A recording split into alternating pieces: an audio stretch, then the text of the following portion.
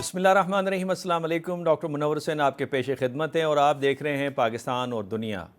आज हम एक दफ़ा फिर पाकिस्तान और भारत के ताल्लुकात के ऊपर बात करेंगे, क्योंकि मोदी साहब तीसरी दफ़ा वज़ीर आज़म बन चुके हैं और पाकिस्तान के अंदर भी ये बहस चल रही है कि भारत के साथ ताल्लुकात को नॉर्मलाइज़ किया जाए। आज इस मौजू के ऊपर बात करने के हवाले से हमारे साथ मौजूद हैं डॉक्टर कमर चीमा, जो हमारे प्रोग्राम के को होस्ट भी हैं। उसके साथ साबिक सफ़ीर और प्रेसिडेंट हैं इंस्टीट्यूट ऑफ रीजनल स्टडीज़ के जौहर सलीम साहब, वो भी हमारे साथ मौजूद हैं। जौहर सलीम साहब, आपका बहुत बहुत शुक्रिया। साथ में हमारे साथ दिफाई तज्ज़िया कार कई दफ़ा हमारे प्रोग्राम के अंदर शिरकत की, बेहतरीन तज्ज़िया देते हैं, ब्रिगेडियर रिटायर्ड हारिस नवाज़ साहब, वो भी मौजूद हैं। आज हमने एकेडेमिया से डॉक्टर सईद अहमद वरिट साहब को भी लिया है और आप माहिर हैं स्पेशली इंडियन अफेयर्स के और आप पीस लॉबी के एक्टिव रुकन भी हैं। सईद साहब, आपका भी बहुत शुक्रिया। डॉक्टर कमर चीमा साहब, सबसे पहले प्रोग्राम का आगाज़ हम हमेशा आपसे करते हैं। ये जो हमारे foreign minister plus deputy prime minister Ishaq Dar साहब का जो खिताब था 25 जून को एक किसी थिंक टैंक के अंदर रिगार्डिंग कि हम भारत के साथ अपने ताल्लुकात को नॉर्मलाइज़ करना चाहते हैं, आपका मौक़िफ़ मैंने हमेशा ये देखा है, आप चाहते हैं कि भारत आपसे हमसे ताल्लुकात बेहतर नहीं रखना चाहता, फ़िलहाल भारत को उसके हाल पे छोड़ दें। लेकिन अब पाकिस्तान से एक एफ़र्ट्स डाली जा रही है कि किसी तरीके से हम अपने ताल्लुकात को नॉर्मलाइज़ करें। उसकी बुनियादी वजह गालिबन ये भी है कि पाकिस्तान का एक तासुर उभरता है ख़ित्ते के अंदर कि हमारे ताल्लुकात पड़ोसियों के साथ ठीक नहीं हैं। आप क्या समझते हैं? डॉक्टर साहब, बहुत शुक्रिया और मुअज़्ज़ज़ मेहमानों को भी अस्सलाम वालेकुम। देखिए, इम्पोर्टेंट चीज़ ये है कि इसहाक डार साहब ने दूसरी दफ़ा ये पैगाम दिया है, क्या बात की है। लास्ट टाइम वो लंदन में थे, पाकिस्तान हाई कमीशन में, वहाँ पे ये क्वेश्चन रेज़ हुआ तो उन्होंने बात की और अभी फिर ये ISSI में एक तकरीब में थे और वहाँ पे उन्होंने जी। ये बात की है। लेकिन इन बिटवीन अगर आप भारत की तरफ से देखें, तो डॉक्टर जयशंकर की तरफ से थोड़ा बहुत एक बयान आया था कि हम पाकिस्तान के साथ क्रॉस बॉर्डर टेररिज्म के मसले को हल करना चाहते हैं और छोटा सा इस तरह करतारपुर के हवाले से उन्होंने एक स्टेटमेंट जारी की थी during the elections. Other than that मैं कुछ भी ऐसा नहीं देखता। लेकिन क्वेश्चन ये है कि अगर तो माहौल को देखा जाए इंडिया के, तो इंडिया ने जो अपनी फॉरेन पॉलिसी का, इंडियन लीडरशिप ने जो फॉरेन पॉलिसी का आगाज किया है, वो तो डॉक्टर जयशंकर श्रीलंका गए हैं, बांग्लादेश की प्राइम मिनिस्टर को उन्होंने स्टेट विजिट पे बुलाया है। इट मींस कि वो जो नेबरहुड फर्स्ट पॉलिसी है उसको वो वैल्यू दे रहे हैं। और अभी आपको पता है, इसके बाद जो सेकंड फेज में doctor Jaishankar middle east UAE पहुंची है, तो इसका मतलब है कि मिडल ईस्ट उनके रडार में दूसरे नंबर पे आता है एंड देन फिर बाकी वो जाते हैं। सो क्वेश्चन ये है कि इंडिया का जो मोस्ट इंपॉर्टेंट चैलेंज है वो नेबरहुड है। तो नेबरहुड के हवाले से उनको मालदीव्स में मसला नजर आता है, उनको जारी बात है पाकिस्तान के साथ उनके चैलेंजेस हैं। अब क्वेश्चन ये है कि ये कौन है जो इन बातों को या इन हालात को या इन डिस्कशन को इनिशिएट करवा सकता है। क्योंकि मैं तो इस चीज को भी समझता हूँ कि दुनिया में कोई इस वक्त खास तौर पे वेस्टर्न ममालिक की इंतहाई नाकामी है कि वो उनकी इतनी लेवरेज ही नहीं रही इंडिया के ऊपर कि वो पाकिस्तान को और भारत को टेबल पे बिठा के तो खित्ते के अमन की तरफ बात करें। वो इस चीज में तो बड़े कंसर्न है कि जी कल को इंडिया चाइना का कॉन्फ्लिक्ट हो तो पाकिस्तान उसमें न्यूट्रल हो, लेकिन वो इस चीज में बिल्कुल इंटरेस्टेड नहीं है कि इतना बड़ा एक मिलिट्री एक कॉन्फ्लिक्ट है उसको अगर रिजॉल्व नहीं करते और आप ये कहते हैं कि दोनों मुल्क अपने मसले खुद हल करें, तो मैं समझता हूं कि ये ग्रेट पावर्स जो है, वो पर्टिकुलरली अमेरिका जो है, ये उसकी फॉरेन पॉलिसी में एक रिट्रीट है। डॉक्टर साहब, मैं समझता हूं कि इंडियंस क्योंकि नेबरहुड फर्स्ट पॉलिसी को अहमियत देते हैं, तो मुझे लग रहा है कि शायद वो ये सोचें कि हमें पाकिस्तान के साथ किसी किस्म का कोई एंगेजमेंट करनी चाहिए। मुझे ये तो इतलात मिली है कि इस वक्त ट्रैक 2 दोनों मुल्कों के दरमियान चल रहा है और रिटायर्ड एम्बेसडर्स और रिटायर्ड पाकिस्तान की जो स्ट्रेटेजिक कम्युनिटी के लोग हैं वो इंडियन लोगों से मिल रहे हैं, लेकिन अभी तक कोई डायरेक्ट किसी किस्म की बात नहीं हो रही, जिससे ये शुबा है कि शायद अभी पाकिस्तान भी सोच रहा है कि हमने क्या बात करनी है और किस तरह बात करनी है। हम कारोबार की बात करते हैं, हम फॉर एग्जाम्पल कश्मीर के हवाले से बात करना चाहते हैं, हम ओवरऑल रिलेशनशिप को डिस्कस करना चाहते हैं, बात शुरू कहाँ से करनी है, क्योंकि इतना बड़ा मिसट्रस्ट है कि ये भी नहीं पता चल रहा कि बात शुरू कहाँ से करनी है। अच्छा, लेकिन ओवरऑल ये आखिरी पॉइंट, नेबरहुड फर्स्ट पॉलिसी को देखते हुए लगता है कि इंडिया को पाकिस्तान से बात करनी पड़ेगी, वरना इंडिया की नेबरहुड फर्स्ट पॉलिसी कामयाब नहीं होगी। हाँ, यही मैं सवाल चीमा साहब करना चाह रहा था। नेबरहुड पॉलिसी में पाकिस्तान को तो इनवाइट नहीं किया गया हलफ बर्दारी की तकरीब के ऊपर, और फिर जिस तरह आपने कहा कि श्रीलंका का विजिट पे किया, बांग्लादेश का किया फॉरेन मिनिस्टर ऑफ इंडिया ने, पाकिस्तान तो नहीं तशरीफ़ लाए। जी डॉक्टर साहब, पाकिस्तान वो क्यों आएंगे? मेरा ख्याल है कि ताल्लुकात इस तरह के हैं कि ये सोचा नहीं जा सकता कि वो पाकिस्तान को बुलाते, ना ही पाकिस्तान ने जाना था। और दूसरी बात यह है कि ना ही ये सोचा जा सकता है कि ये चीजें होंगी। मेरा ख्याल है कि कहीं ना कहीं पे सऊदी अरब और यूनाइटेड अरब एमिरेट्स कोई रोल प्ले कर सकते हैं। मेरी एक बड़ी कंसिडर्ड ओपिनियन है कि यूनाइटेड अरब एमिरेट्स जो है वो रोल प्ले कर सकता है, ठीक है। क्योंकि इंडिया बहुत ज्यादा डिपेंडेंट है अरब वर्ल्ड के ऊपर इन सो मेनी वेज। सो अगर पाकिस्तान अपने गुड ऑफिस का इस्तेमाल करे और हम पॉलिटिकल मैच्योरिटी अपने घर में दिखाएं तो ये मुमकिन है। अच्छा, इससे पहले कि मैं ब्रिगेडियर साहब आपकी तरफ आऊँ, मैं अगर आप इजाज़त दें जौहर सलीम साहब से मैं सवाल कर लूँ। जौहर सलीम साहब, डॉक्टर कमर चीमा साहब ने ये फरमाया कि मगरिब का लिवरेज नहीं है इंडिया के ऊपर कि वो इंडिया को मजबूर करें कि पाकिस्तान के साथ डायलॉग शुरू करें और अपने कॉन्फ्लिक्ट को रिजॉल्व करें। माजी में मेरे ख्याल में अमेरिका ने कई दफ़ा रोल तो प्ले किया है। इस तरह से वो टालबोट की बड़ी अच्छी किताब है एंगेजिंग इंडिया, जिसके अंदर वो बताते हैं कि किस तरह अमेरिका ने रोल प्ले किया था क्राइसिस को मैनेज करने के हवाले से, जो कि कारगिल के ऊपर था। आपकी राय क्या है सर? जी, एक तो खैर लेवरेज पहले से कम है, बिकॉज इस वक्त इंडिया का लेवरेज जो है वो वेस्ट पे ज्यादा है, बिकॉज वो जो इंडो पैसिफिक स्ट्रेटेजी है उसमें जो इंडिया का एक होगा और है, और दूसरा एक राइजिंग इकोनॉमिक पावर बन चुका है ऑलरेडी, नंबर 5 है वर्ल्ड में, और कुछ सालों में वो नंबर 3 बनने की तीसरे नंबर पे बड़ी जो है इक्तिसादी कुव्वत बनने जा रहे हैं। तो एक तो ये है, फिर उसके अलावा भी और भी बहुत सी ऐसी चीजें हैं जिसकी वजह से उनको लेवरेज है। अमेरिका में फॉर एग्जांपल जो बड़े बड़े सीईओज हैं, जो उनके इवन जो स्टाफर्स हैं कांग्रेस वगैरह में, फिर उनके पॉलिटिशियंस देखें, इस वक्त तो वाइस प्रेसिडेंट भी इंडियन ओरिजिन है, फिर 2-3 और जो वहां पे थे वो भी इंडियन ओरिजिन थे, जो प्रेसिडेंशियल इलेक्शंस में मेजर कैंडिडेट्स थे। निकी हेली लास्ट विड्रॉ हुई है, उससे पहले दूसरे भी थे, रामास्वामी वाज देयर, फिर उसके बाद बॉबी जिंदाल भी एक टाइम पे। तो उनका एक क्लाउड जो है इसी तरह दूसरे मुल्कों में भी है। ये अब आप देखें, ऋषि सुनक इस वक्त प्राइम मिनिस्टर है, इंडियन ओरिजिन, उसकी बीवी के पास तो अभी भी इंडियन पासपोर्ट है। तो वो बहुत ही एक मतलब मल्टीपल जो है ना इस तरह की उनके पास लेवरेजेस हैं, आई वुड से। दूसरी बात यह है कि जो कमर चीमा साहब ने ये कहा कि जी वेस्ट इस चीज में नाकाम हो गया है, तो मैं उसको थोड़ा सा मुख्तलिफ देखता हूँ।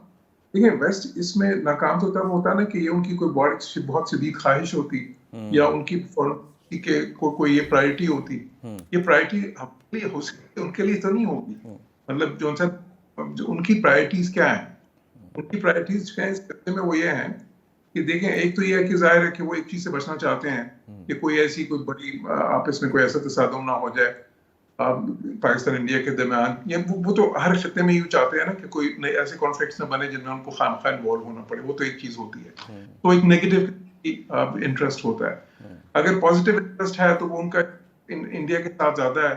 चाइना के कोई जो कंटेनमेंट की पॉलिसी है उसमें, फिर जो मैंने इक़्तिसादी इंटरेस्ट की बात की, क्योंकि बहुत ही अहम है इस वक्त इंडिया, उसमें जो उनकी जो प्रायोरिटीज लिस्ट है उसमें बहुत ज्यादा है। पाकिस्तान में उनकी इस वक्त क्या है ना, उनकी उस तरह की इन्वेस्टमेंट है पाकिस्तान में, वैसे तो कोई इन्वेस्टमेंट नहीं आ रही। अच्छा, फिर ये वेस्ट ये भी फील करता है, उनको मिसपरसेप्शंस हैं सीपेक के बारे में, पाकिस्तान चाइना रिलेशंस के बारे में। फिर तीसरा ये भी है कि उनका ख्याल है, और ये बहुत सी मुल्कों में ये है कि पाकिस्तान इकोनॉमिकली जो है अनस्टेबल है, इस वक्त मुश्किल उसमें है, तो वो कोई इकोनॉमिक बेनिफिट्स भी आपको नहीं कर सकता। तो इन सारी चीज का इंटरेस्ट बहुत लिमिटेड उसका परव्यू, तो उसमें उनकी कोई ख्वाहिश ऐसी नहीं होती कि इस वक्त। फिर देखें, जो रोल प्ले करने की बात आती है ना, हम बहुत अरसे से हमारा एक प्लान रहा है कि जी मीडिएट करवाए कोई हमारे बीच में, हमारे और हिंदुस्तान के बीच में, ठीक है। या बहुत अरसे से पॉलिसी हम कहते थे कि जी होनी चाहिए, या फिर यूनाइटेड नेशंस ऑस्पिसेस में हो, या फिर कोई और मुल्क मीडिएट करें, कोई बड़ी ताकत है। अच्छा, अब उन सब पॉलिसी जो है अमेरिका की और बड़े बहुत सालों से, बल्कि दहाइयों से ये है कि जी आपका अपना मसले हैं, आपको खुद ही हल करने पड़ेंगे। हम किसी जमाने में वो कहते थे कि हम मीडिएट तो नहीं कर सकते, हम फैसिलिटेट कर सकते हैं, चले वो भी किसी हद तक। अब वो उससे भी पीछे हट चुके हैं इस वक्त, वो फैसिलिटेशन की तरफ भी नहीं है। अब जो दूसरी बात पे की गई है कि फैसिलिटेशन जो है वो कोई इस तरह के मुल्क जो है, जो यूएई एग्जांपल, या और कोई इस तरह के हम खलीजी सऊदी अरब है मसलन। अच्छा, अगर उनकी भी ख्वाहिश हो इसमें काफी ज्यादा, तो मे बी वो कुछ पेशरफ कर सकते हैं। लेकिन अगेन बात ये कि उनकी इंडिया पे भी उस तरह की लेवरेज नहीं है, जो है कि इंडिया को कहने पे कोई ऐसी चीज अब जो की फॉरेन पॉलिसी के ना आती हो, फॉरेन पॉलिसी के उनके उस वक्त की प्रायोरिटी में ना आती हो, उसको करें। अगर इंडिया की ख्वाहिश होगी तो फिर वो तैयार होंगे, अदरवाइज मुश्किल है। इंडिया की प्रायोरिटीज क्या है, लाभ क्या आ जाता है। ठीक है इंडिया की जोहर सलीम साहब, मैं जब आपके पास दोबारा वापस आऊँगा तो ये सवाल पूछूंगा, जिस तरह आपने बड़ा एक इंपॉर्टेंट पॉइंट रेज किया कि फैसिलिटेशन से भी वेस्ट पीछे हट रहा है। यही मेरा मौक़िफ़ है और हमेशा मैं ये बात करता हूँ कि वेस्ट के हम लेला नहीं रहे। गालिबन हम लेला इस वक्त चाइना और रशिया के तो हो सकते हैं, वेस्ट के नहीं है, तो क्यों कर वो हमारे लिए ये करेंगे। नाज़रीन, आपने बड़ी दिलचस्प गुफ्तगू सुन रहे हैं, लेकिन यहाँ पे मुझे ब्रेक के लिए कहा जा रहा है, एक छोटी सी ब्रेक। नाज़रीन, जहाँ से गुफ्तगू हमने छोड़ी थी वहीं से हम उसकी शुरुआत करते हैं। ब्रिगेडियर साहब, ब्रिगेडियर अंदाज़े साहब, अगर आप मुझे इसका जवाब दीजिए, जिस तरह की यहाँ पे बहस चल रही है, इंडिया क्यों कर बात करना चाहेगा पाकिस्तान के साथ? चूँकि अगर आप देखें इंडो पैसिफिक स्ट्रेटजी वो इंडिया को फेवर दे रही है, जिससे इम्बैलेंस ऑफ पावर क्रिएट हो सकता है। जो पेलोपोनेशियन वॉर के अंदर जो हमने सबक सीखा, वो तो यही हम इंटरनेशनल पॉलिटिक्स के अंदर सीखते हैं कि जिसके हक में पावर झुक रहा होता है वो अपनी बात मनवाता है। फिर अगर आप इमेज वाइज देखें तो राइजिंग इंडिया और शाइनिंग इंडिया है। पाकिस्तान का इमेज का मैंने इस प्रोग्राम से पहले आपसे तस्करा किया कि हमारे दुश्मन ये प्रोपेगेंडा करें और कुछ हमारे लोग भी ये बात करते हैं कि हमारे पड़ोसियों के साथ ताल्लुकात ठीक नहीं है। फिर हमारी माशी और सियासी जो कमज़ोरियाँ हैं, उस हवाले से भी दुनिया हमें कुछ मुख्तलिफ अंदाज से देख रही है। तो क्यों कर भारत चाहेगा कि हमसे बातचीत करे? इंडिया की जो इस वक्त क्लियर पॉलिसी है और वो कह रहे हैं openly, not covertly but overtly, वो है ग्लोबल इंडिया। और अपने आप को वो प्रोजेक्ट कर रहे हैं एज अ ग्रेट पावर। बल्कि आजकल जो डिस्कशन इंडिया में चल रही है या प्रो इंडियन सर्कल्स में, वो है कि India moving from regional power to great power. ये पहली पॉइंट है। और वो उसमें आप देखें इंडिया का मीडिया, इंडिया का सोशल मीडिया, उसमें दो हिस्से हैं उसकी। एक तो वो पाकिस्तान को दिन रात डिमोनाइज करते हैं, ये टूट जाएगा, ये खत्म हो गया, ये खत्म हो जाएगा पाकिस्तान। और दूसरी तरफ वो प्रोजेक्ट करते हैं कि India is now the one of the powers, मतलब कि मल्टी पोलर वर्ल्ड में एक पोल या एक ग्लोबल पावर इंडिया इमर्ज कर रहा है। मतलब ये इंडिया की थीम मैं बता रहा हूँ आपको, जिसपे वो, और चाहे मोदी का वोट बैंक कम हो गया हो, इस पे वो कायम है और जो बाकी इंडियंस है वो भी इसमें इसके साथ हैं।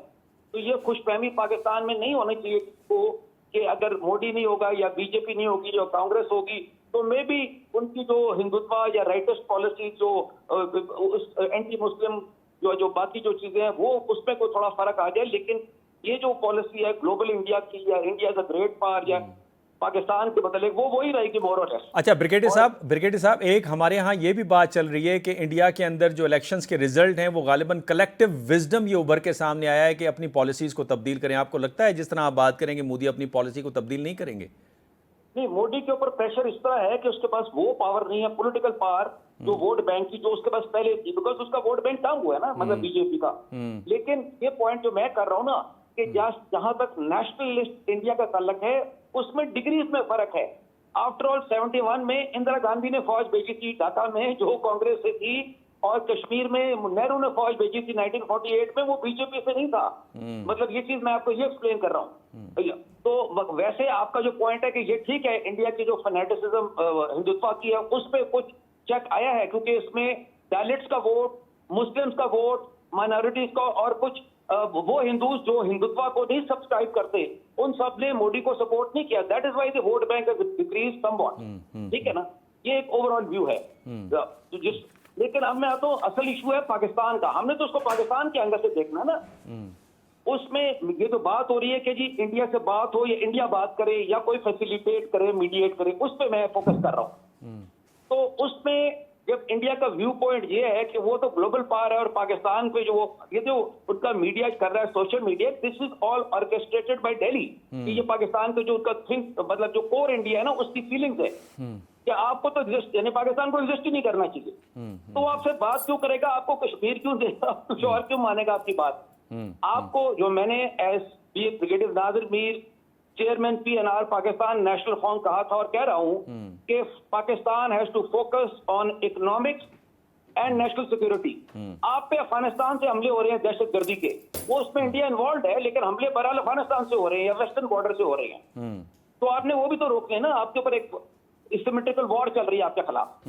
तो मैं आपसे ये बात कर रहा हूं कि जहां तक पाकिस्तान की पीस एफर्ट्स से ताल्लुक है, वेदर विद अफगानिस्तान और विद इंडिया और with the world, they must continue our diplomacy, track two and even our media या हमारे थिंक टैंक, या वो तो सारा ठीक है, लेकिन to believe that the Indians are going to give you some concessions, geopolitical concession, जो स्पेसिफिकली कम्स टू कश्मीर ना, बेसिकली टू कश्मीर है, तो ये फिर एक खुशफहमी का मतलब मसला है। सो हमें अपना नेशनल पावर बिल्ड करनी पड़ेगी, जिसमें हम कमजोर हैं, which is one is economics and the other is political stability. ये 2 पॉइंट है। तीसरी बात जो मैंने आजकल कई सेमिनार्स में और राइटिंग्स में भी किया, बाहर भी किया है, पाकिस्तान को जो इंडिया पे मतलब peace, I call it peace offensive कह ले, पीस डिप्लोमेसी, वो तो जारी रखनी चाहिए, आई सेड इट, लेकिन आपको ज्यादा फोकस करना चाहिए with China and United states both. और ये जहां पर गलत फहमी है पाकिस्तान में कि आप इधर विद चाइना और यूएसए, देखें पाकिस्तान को चाइना और यूएसए दोनों की जरूरत है, eastern which mean west and eastern world, और उन दोनों की भी आपकी जरूरत है। चाइना की तो क्लियर है आपको कि भाई सीपेक भी है और इंडिया भी है, so many other reasons that China needs Pakistan and we need China. नहीं ब्रिगेडियर साहब, यहाँ पे सवाल ये उठता है कि जब वेस्ट के यहाँ पे security interest at this moment नहीं है, दूसरे लफ्ज़ों में अगर मैं ये कहूँ कि 2018-19 की जो नेशनल सिक्योरिटी पॉलिसी है अमेरिका में की, जो इंडो पैसिफिक स्ट्रैटेजी जो है, दूसरे लफ्ज़ों में उसमें पाकिस्तान कहीं भी फाल नहीं करता, तो आपके साथ वो मिलिट्री एंड सिक्योरिटी कोऑपरेशन क्यों करेंगे? नहीं, अब मैं आपको जवाब देता हूँ ना, मुझे गिव मी सम टाइम जी। ये आज 2024 है और बहुत कुछ चेंज हो गया। आप मुझे ये देखें कि यूनाइटेड स्टेट्स के, और मैं इस पर मैंने लिखा भी है, ग्लोबल लेवल पे भी गया है, ये यूनाइटेड स्टेट्स के all national security interest are around Pakistan, past present and future. Afghanistan, Iran, Central Asian states, उनके पीछे रशिया, नॉर्थ में चाइना, पाकिस्तान के नॉर्थ में, और ईस्ट में इंडिया।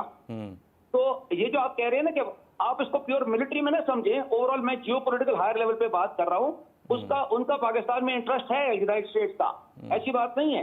अब आप कैसे आपकी लीडरशिप उसको अवेल करती है विद द अमेरिकन? नहीं ब्रिगेडियर साहब, मसलन क्या इंटरेस्ट है? ये तो बात आपने ठीक कही कि पाकिस्तान की जियो स्ट्रेटेजिक लोकेशन जिसे कहा जाता है zipper of the civilisations, because हम वहाँ पे रशियन सिविलाइजेशन है, ईरानियन सिविलाइजेशन है, अरब सिविलाइजेशन है, यहाँ से चाइनीज़ सिविलाइजेशन है, वो तो ठीक है, हम सबको हम जोड़ सकते हैं, ये तो बात समझ आती है। लेकिन उसके साथ साथ ये भी तो बात है ना कि जो हमारे पड़ोसी ममालिक हैं या जिनका मैं नाम ले रहा हूँ, उनका एक मुद्दा ये भी है कि पाकिस्तान ज़्यादा झुकाव रखता है वेस्ट की तरफ, वेस्ट के हवाले से रोमांटिसिज्म है पाकिस्तान के अंदर। नहीं, वेस्ट के साथ हमारा पुराना तल्लक है, लेकिन हमारा चाइना से भी तल्लक है। मैंने personally my self Russian ambassador को, लीडोफ को अपनी किताबें दी, प्रेसिडेंट पुतिन को भी भिजवाई, हम और भी लोगों ने, we have work for relations to improve with Russia also. ये तो यूक्रेन की वॉर आ गई है ये रिसेंटली, उसकी वजह से Pakistan has adopted a relatively neutral stance which is the right thing. ठीक है, that's basically Slavic war between Russia and Ukraine, हमें उसमें नहीं जाना चाहिए मसले में, हमारी अपने मसले हैं, लेकिन वेस्टर्न वर्ल्ड को मैं ये क्लियर करूंगा। दूसरी बात, मैं आपसे सवाल पूछता हूँ जी, ये जो खालिस्तान मूवमेंट है ये कहाँ चल रही है, आप जरा बताएं मुझे। इंडिया के अंदर नहीं, इंडिया के अलावा वेस्टर्न वर्ल्ड में चल रही है ना, कनाडा में बहुत ज्यादा एक्टिव है, ऑस्ट्रेलिया में है, यूके में है। सारा ये जो व्यू है ना, लोगों को जियो पॉलिटिक्स इतनी समझ नहीं, अगर सारा वेस्ट प्रो इंडिया है तो सबसे पहले तो खालिस्तान मूवमेंट ही ना चलती वहां पर। और इंडिया ने 10 दफा कंप्लेंट की है। अभी ये जो रिसेंटली आया है, आपको पता है ये जो कैनेडियन कनाडा में मारा गया सिख, और उसके बाद अभी जैक सुलिवन जो नेशनल सिक्योरिटी एडवाइजर अमेरिका का इंडिया में आया अभी रिसेंटली, और इंडिया में जो अमेरिका में असैसिनेशन अटेम्प्ट को, तो क्या आपके ख्याल में इससे पहले दुनिया में कोई किसी को मारा नहीं किया? ठीक है, किसी का नाम नहीं ले रहा, बट आप समझते हैं मैं इशारा कर रहा हूँ। ये बड़ा इंपॉर्टेंट आपने पॉइंट रेज किया है। अगर आप इजाज़त दें तो डॉक्टर सईद रेड भी हमारे साथ हैं। डॉक्टर सईद रेड साहब, आप सुन रहे हैं सारी गुफ्तगू। एक तो मैं इंडिया को ग्लोबल पावर इस वक्त तस्लीम करने को तैयार नहीं हूँ। जॉन मिरशाइमर कहते हैं कि 2 बिल्डिंग ब्लॉक्स हैं, एक रोबस्ट पॉपुलेशन और अकमुलेशन ऑफ वेल्थ। इंडिया के पास पॉपुलेशन तो है, 1.4 बिलियन लोग हैं, लेकिन वेल्थ उस अंदाज से अभी जमा नहीं है इंडिया के पास जो अपने आप को ग्लोबल पावर स्टेटस के ऊपर लेकर आए। अभी उनकी मिलिट्री भी ऑब्सलीट है काफ़ी सारी, उसको मॉडर्नाइज कर रहे हैं, एंड उसको बड़ा एक लंबा अरसा लगेगा। अच्छा, ये बताइए कि हमारी हुकूमत, जिस तरह मैंने इसाक डार साहब का नाम लिया, वो चाहते हैं कि भारत के साथ ताल्लुकात को नॉर्मलाइज़ करें, और पाकिस्तान के अंदर बहुत सारे लोग ये चाहते हैं कि कश्मीर का मुद्दा जो है उसको भी हल होना चाहिए, लेकिन एक कंपार्टमेंट कश्मीर और स्ट्रेटेजिक कंपटीशन है दोनों ममालिक की। बाकी compartments people to people contact हो गया, रिलीजियस टूरिज़म हो गई, ट्रेड हो गया, कम से कम इसको हमें इसकी शुरुआत करनी चाहिए। इस हवाले से पीस लॉबी की क्या एफ़र्ट्स हैं? ये जो हुकूमत इस तरह के बयानात दे रही है, आपको लगता है कि भारत के अंदर जो पीस लॉबी है वो इसको वेलकम करेगी और अपनी हुकूमत को प्रेशराइज़ करेगी या कन्विंस करने की कम से कम कोशिश करेगी कि पाकिस्तान को इस हवाले से पॉजिटिव जवाब दें?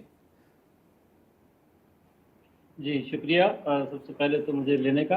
अच्छा, इसको देखें तो जो इंडिया की जो पीस लॉबी है, उसका जो झुकाव है वो यानी मोदी गवर्नमेंट के अगेंस्ट रहा है। उनका जो आपको पता है कि वहाँ पे जो इंटरनल इश्यूज हैं, उसमें भी जो उनकी पॉलिसी है वो मोदी गवर्नमेंट के अगेंस्ट रही है थ्रू आउट। और वो कश्मीर के इवन जो ये 2019 वाला इंसिडेंट है, उस पर भी पीस लॉबी का जो स्टांस है वो यानी मोदी गवर्नमेंट के बिल्कुल उल्टा है। तो इस वजह से मोदी गवर्नमेंट पे पीस लॉबी कोई कर सकेगी, ये तो मुझे नहीं लगता कि इसका कोई चांस है।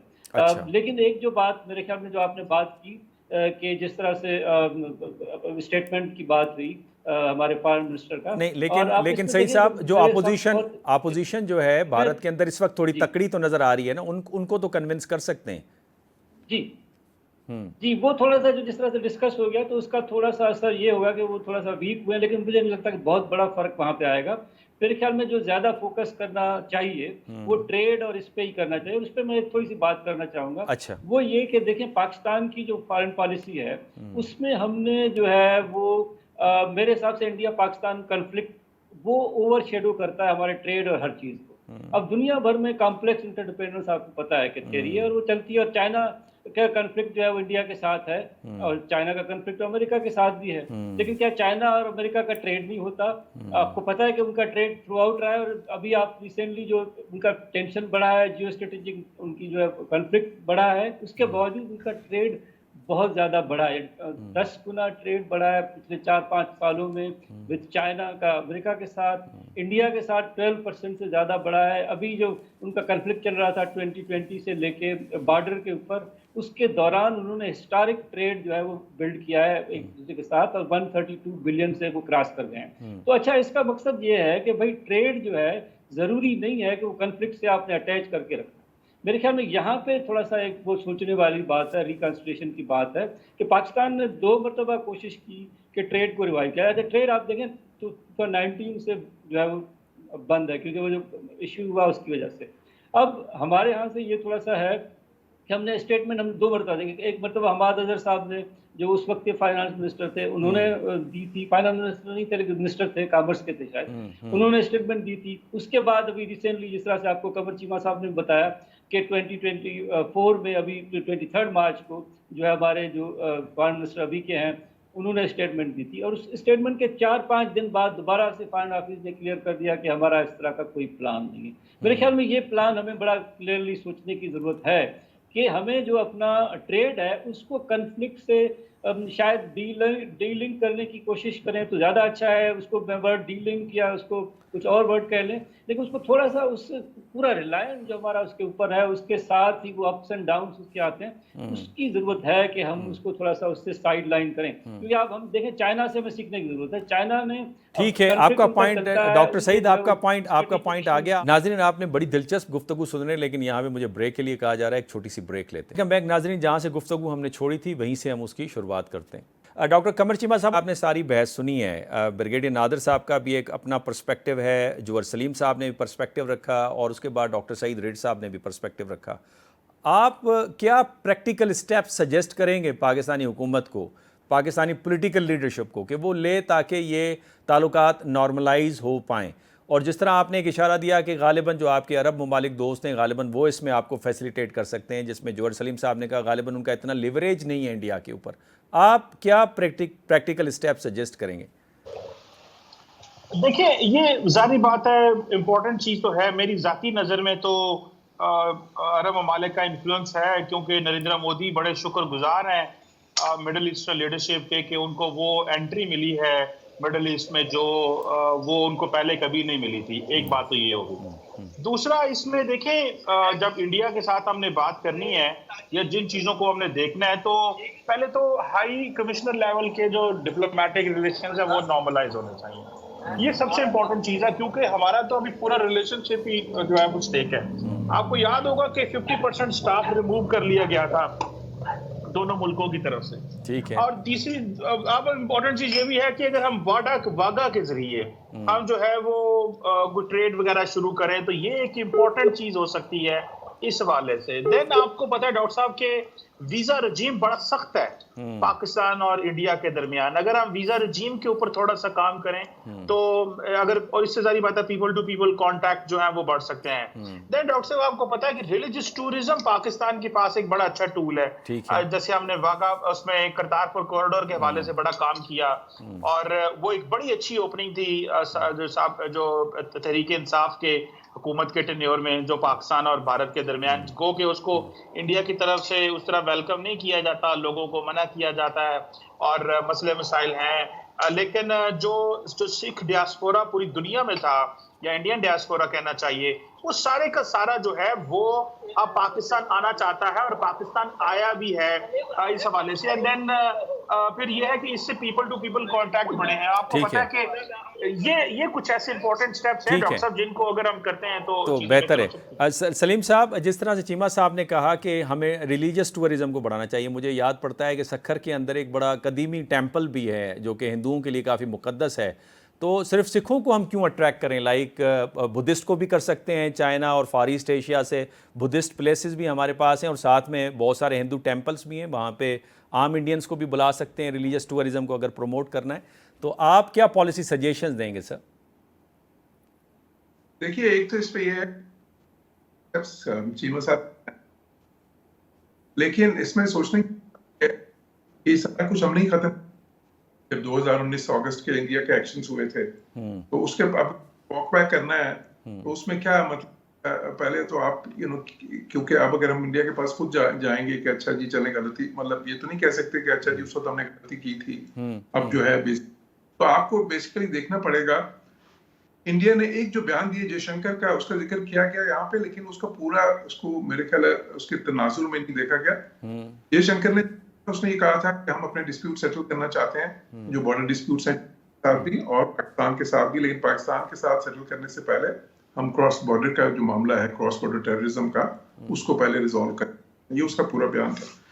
तो अब ये जो देखें, क्योंकि इंडिया अभी तक तो ये समझ रहा है कि पाकिस्तान, ये इंडियंस का ख्याल है, जाहिर है कि हम तो इसको नहीं मानते कि पाकिस्तान जी इकोनॉमिकली इम्प्लोड कर रहा है, उसके सिक्योरिटी कंसर्न्स भी इस तरह के हैं, जी पॉलिटिकल इंस्टेबिलिटी भी है और भी बहुत सारे चैलेंजेस हैं। तो ये अपने ही चैलेंजेस का शिकार होके जो है ना एक जो है मुल्क वो पूरा इम्प्लोड हो रहा है, जो कि गलत है। अब उनको किसी चीज पे, इंडिया को इसी एहसास तो होना पड़ेगा ना कि नहीं जी ऐसा नहीं है, पाकिस्तान उसकी जो अहमियत है वो बरकरार है, और इंडिया की कैलकुलस में भी अगर इंडिया को एक ग्रेट पावर या ग्लोबल पावर, और ग्रेट पावर और ग्लोबल पावर में बहुत बड़ा फर्क होता है ना, उसकी मुख्तलिफ अगर तो जो है उसमें इम्पोर्टेंट होगा, जिसने चाइना ने किया एक टाइम पे, जब डेंग शाओपिंग उन्होंने चाइना की क़यादत संभाली तो वो बहुत ही पॉलिटिशियन थे, वो जिससे उनको ये समझ थी कि जब तक मैं नेबरहुड में अपने जो है थोड़े से बेहतर करेंगे, कम से कम कुछ खत्म नहीं करेंगे, तो हम इकोनॉमिक और डेवलपमेंट का सफर सारा तय नहीं कर सकेंगे। ठीक है। तो इंडियंस को भी में थोड़ा सा एहसास किसी वक्त हो सकता है। अब वो एहसास सब जरा ज्यादा होगा अगर पाकिस्तान में हम जो है चीजों को थोड़ा सा, पाकिस्तान में जब स्टेबिलिटी, इकोनॉमिक स्टेबिलिटी थोड़ी ज्यादा होगी, की चीजें भी बेहतर होंगी, तो हमें की तरफ एक स्ट्रेटेजिक इंट्रोस्पेक्शन की जरूरत है। तो जब फिर दूसरों के भी हमारी जो अहमियत का एहसास ज्यादा होगा, और फिर चीजें कि आपको ये देखना पड़ेगा ना कि किस तरह से ये मसीह पे कन्विंस करते हैं there is a win available. ठीक है, ठीक है जी सलीम साहब, बिल्कुल ठीक है। अगर आप इजाज़त दें मैं ब्रिगेडियर नादिर साहब को भी ले लूं। ब्रिगेडियर नादिर साहब, चूँकि ये प्रोग्राम को हम कंक्लूड करने जा रहे हैं, आप क्या सजेशन देंगे कि हम अपने ताल्लुकात को कैसे नॉर्मलाइज कर सकते हैं? मुझे यूँ लगता है, आई मे बी रॉन्ग, कि हम कुछ ज़्यादा शायद कमज़ोर हो गए, इस वजह से हमारा जो पोस्चर है वो दुनिया में ठीक तरीके से लिया नहीं जा रहा। हम जिस तरह से कहते हैं कि बार बार कहते हैं कि हम नॉर्मलाइज करना चाहते हैं भारत के साथ ताल्लुकात, तो कहीं ये हमारी कमज़ोरी तो शो नहीं कर रहा दुनिया के सामने कि ये कमज़ोर है इसलिए बार बार इस तरह की बातें करें? कमजोर भी हैं और कंफ्यूज भी हैं। अच्छा। दोनों का कॉम्बिनेशन, कमजोरी प्लस कंफ्यूजन। देखिए, जहां तक ताल्लुकात बेहतर करने का ताल्लुक है with the whole world, India, Afghanistan और anybody else for that matter, वो एक नॉर्मल कोर्स है विच शुड बी परसूड। ठीक है ना? और मतलब इंडिया के साथ जिसमें आप अपने डिप्लोमेसी, आप पॉलिटिकल साइड से और बाकी आपके जो वेरियस इंस्ट्रूमेंट्स ऑफ स्टेट हैं और बाकी भी उसके अलावा सोसाइटी के वो जो है जो डिस्कस हुए हैं और भी हैं, वो आप कंटिन्यू करें। लेकिन आप अपना एम तो क्लियर रखें ना। आपने अपने ताल्लुकात इंप्रूव करने हैं, वी आर टॉकिंग इंडिया, तो विद व्हाट एम? एम क्या आपका? एक एम है कि जंग ना हो। By the way, Pakistan can defend itself, obviously we don't want war, पर पाकिस्तान अपना डिफेंस, इंडिया जो मर्जी समझिए आपको, अपने आप को ग्रेट पावर, ग्लोबल पावर, वो इस तरह पाकिस्तान को या चाइना को या इवन स्मॉलर कंट्रीज को ओवरवेल्म नहीं कर सकता, मतलब realistically speaking, for so many reason. आपने यूक्रेन में देख लिया अभी रिसेंटली, 2 साल से जंग चल रही है रशिया की। आपने गाजा में देख लिया है, मतलब war are easy to start but not so easy to conclude favourably. ठीक है, तो इसलिए पहली तो ये बात है ना, जब कोई को समझाइए हम। दूसरी बात ये है कि पाकिस्तान को अपनी स्ट्रेंथ बिल्ड करनी है, put the house in order. Pakistan, ये इंडिया को जो कह रहे हैं जी वो ये समझ रहे हैं, वो इकोनॉमिक स्ट्रेंथ उसने गेन की है ना। अब पाकिस्तानी बच्चों को एजुकेट करें, 2.5 करोड़ बच्चा स्कूल से बाहर है आपका, तो आप जो एजुकेट करें। मैं फ्री एजुकेशन देता हूँ लोगों को, बच्चों को जाके यूनिवर्सिटीज में, इसीलिए ताकि भाई पाकिस्तान को बच्चे काबिल होंगे, पाकिस्तान मजबूत होगा। तो मैं ये कह रहा हूँ। इसी तरह तीसरी चीज जो मैंने पहले की, आई मस्ट रिपीट, इस वक्त and in future there are only 2 super powers और 1 super power and the next near super power, वो है United States super power and near super power is China. आप उन दोनों के साथ फोकस करें, बजाय कि आप इंडिया के साथ सलाम दुआ जो आपकी पीस करना चाहते हैं जरूर करें। मैं I am also for peace, but I don't have to start appeasing और accommodating your national interest for that. ठीक है ना? तो आप फोकस करें ताकि ग्लोबल सपोर्ट आपको हो और आपको अपनी स्ट्रेंथ भी हो, then you will be able to deal with India. Okay. Doctor Saeed रिट साहब, आखिरी मिनट हमारे पास रह गया है, आप क्या सजेस्ट करेंगे? ये जहन में रखिएगा कि स्टीफन पी कोहन ने आइडिया ऑफ पाकिस्तान लिखी थी, वेस्ट के तो इंटेंशंस बड़े क्लियर हैं, जिसमें 7 सिनारियोज खींचे थे किस तरह पाकिस्तान को नुकसान होगा। तो वेस्ट के जो ख्यालात हैं वो कोई पाकिस्तान के हवाले से कोई मुझे अच्छे ज़्यादा नज़र नहीं आ रहे, और वैसे भी इकनॉमिकली वेस्ट काफ़ी नीचे आ गया है, पॉलिटिकल इन्फ्लुएंस भी उसका नीचे आ गया है, मिलिट्री मैदान के अंदर भी कहा जा रहा है कि गालिबन वो चाइना को शिकस्त नहीं दे सकता। तो पाकिस्तान के पास ऑप्शंस क्या हैं? पाकिस्तान किस तरह से अपनी खारजा पॉलिसी को मुअस्सर बनाए ताकि पड़ोसियों के साथ ताल्लुकात बेहतर हों? डॉक्टर सईद, आप हैं हमारे साथ? जोहर सलीम साहब, आप अगर आखिर में कंक्लूड कर दें सर। या आई थिंक कि देखें इस पे बहुत ज्यादा इस वक्त देखना पड़ेगा कि आगे जो इनकी हुकूमत है, मोदी की पहले से थोड़ी सी जो सपोर्ट गिरी है उससे भी ज्यादा रियलिस्टिक होंगे कि जो थोड़ा प्रेशर, और रीजनल पार्टीज खसूसन जो उनके कोलिशन में भी शामिल हैं। सर, ये हमारी कहीं खुशफहमी तो नहीं है कि वो रियलिस्ट होंगे? वो कैसे अपना हिंदुत्व का एजेंडा छोड़ेंगे सर? लेकिन देखिए, रियलिस्टिक इस हद तक नहीं होंगे कि कोई वो हमें कोई मेजर कंसेशन दे देंगे। रियलिस्टिक इस तरफ हद तक होंगे कि शायद वो डायलॉग कहीं रिजम्पशन की बात कहीं पे चले। मैं उस हद तक कह रहा हूँ। मतलब देखिए, हमें कोई कंसेशंस की उम्मीद जो उनसे है ना इस सूरत हाल में तो मुश्किल नजर आती है। ठीक है। लेकिन अगर इंडिया से कोई मुस्बत इशारे हों, ठीक है, और जो लोग फैसिलिटेशन करना चाहते हैं, मैंने जब ये कहा था मुल्कों की लेवरेज ये है, उसमें बड़ा क्लियर था कि वो लेवरेज ये नहीं है कि वो इंडिया को उसकी मर्जी के खिलाफ किसी चीज का आमादा कर सके। हाँ, इस हद तक तो फैसिलिटेशन को दोनों की मर्जी से करेंगे तो वो तो ऑफ कोर्स वो बिल्कुल हो सकती है। तो अगर वो मुस्बत इशारे उनकी तरफ से हों, इंडिया की तरफ से, तो फिर पाकिस्तान को भी उसका मुस्बत जवाब देना चाहिए शायद। ठीक है, बहुत शुक्रिया जोहर सलीम साहब, साबिक सफ़ीर हैं आप, प्रेसिडेंट हैं IRS के। ब्रिगेडियर नादिर मीर साहब दिफाई तज़ियाकार हैं, आपका भी बहुत बहुत शुक्रिया। डॉक्टर कमर शीमा साहब, आपका बहुत शुक्रिया। और हमारे उस्ताद सईद अहमद रिट साहब जो इंडिया के उमूर के ऊपर महारत रखते हैं, आपका भी बहुत शुक्रिया। नाज़रीन, आपने हमारे मेहमानों की गुफ्तगू सुनी, उम्मीद है आपको पसंद आई होगी। आपके कमेंट्स का इंतज़ार रहेगा। इजाज़त दीजिए, अल्लाह हाफ़िज़।